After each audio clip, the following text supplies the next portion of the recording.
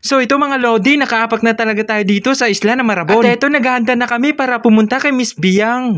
So kasama ang buong team at nandito nga pala si Mima. Andiyan ka na, di magmamadali.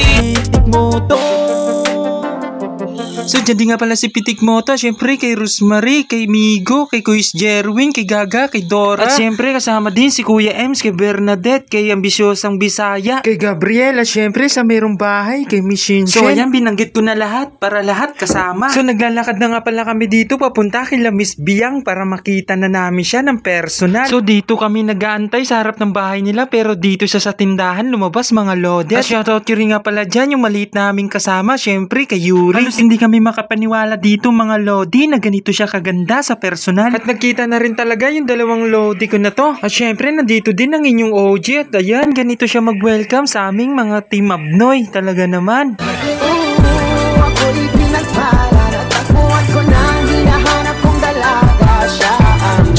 So abangan nyo na lang ang part 3 kung saan pupunta kami ng Marabon Cave. Shoutout nga pala sa lahat ng Team Abnoy.